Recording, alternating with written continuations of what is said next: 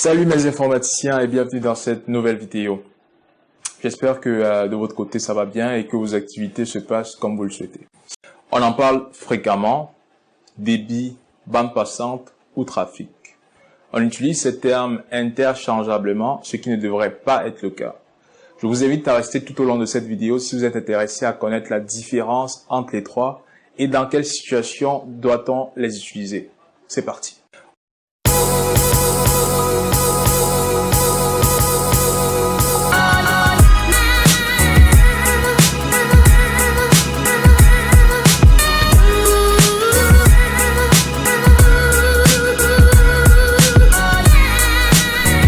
Bienvenue tout le monde, moi c'est Antoine Moboula Fouda, je suis le fondateur de la startup camerounaise Camer Innovation.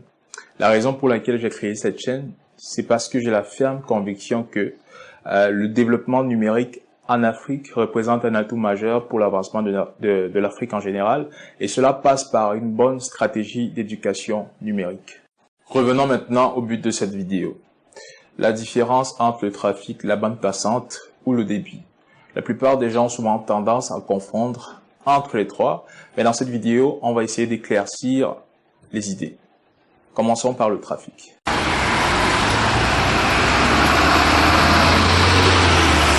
Le trafic, en fait, représente la quantité de données totale qui transite entre un serveur et des clients dans un laps de temps défini, généralement un mois.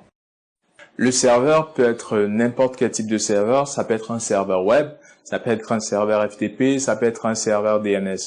D'un autre côté, les clients représentent tout type d'appareil, un ordinateur, une tablette, qui se connectent au serveur pour bénéficier de ce service. Ça peut être télécharger une page web, ça peut être télécharger une vidéo. Si vous remarquez bien, la plupart des offres d'hébergement web gratuit ont toujours l'option trafic limité à 3 gigaoctets. Ce qui veut dire que la quantité de données totales qui transiteront entre votre serveur web et les différents clients qui se connecteront à votre serveur ne pourra pas dépasser 3 gigaoctets, toutes données confondues. C'est possible que certains sites affichent bande passante limitée à 3 gigaoctets au lieu de trafic limité à 3 gigaoctets. C'est une erreur très courante que beaucoup de personnes commettent, même les professionnels.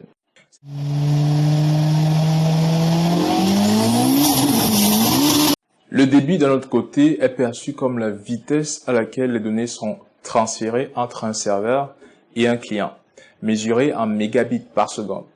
Vous pouvez comparer le débit à la vitesse d'une voiture. C'est le débit, en fait, qui définit le temps de téléchargement de vos fichiers ou de vos données.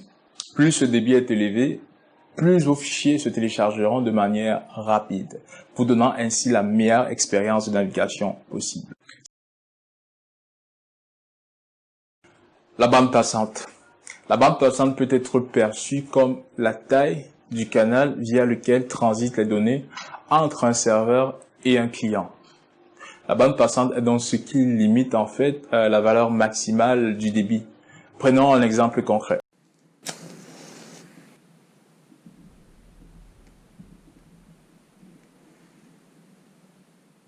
Vous avez un fournisseur d'accès Internet. Peu importe, ça peut être Camtel, ça peut être Nextel, ça peut être MTN. Ce fournisseur d'accès Internet vous délivre Internet à un débit de 100 mégabits par seconde. Et chez vous, vous avez un Wi-Fi qui a une bande passante de 50 mégabits par seconde. Votre débit final sera donc 50 mégabits par seconde, car le débit initial est restreint par la taille de votre bande passante. Je vais donc utiliser cette analogie pour résumer le tout. Imaginez un tuyau qui transporte de l'eau du 1er au 31. Le volume total d'eau transportée par ce tuyau à la fin du mois représente le trafic. Le volume d'eau transporté par seconde dans le tuyau représentera le débit de la connexion. Et le diamètre du tuyau représentera la bande passante qui restreint ainsi le passage de l'eau à la longueur de ce dernier. Et voilà, j'espère que votre compréhension sur le sujet s'est approfondie. Pour être sûr de ça, je vais vous laisser avec un exercice à faire pour la fin. Durand souhaite télécharger une vidéo de 500 mégaoctets sur YouTube en utilisant sa connexion résidentielle qui a un débit de 500 mégabits par seconde et une bande passante de 100 mégabits par seconde.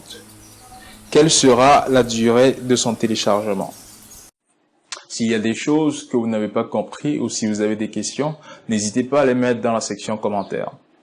D'un autre côté, si vous pensez que cette vidéo peut aider quelqu'un dans votre entourage, n'hésitez pas à partager et à laisser une mention j'aime sur la vidéo.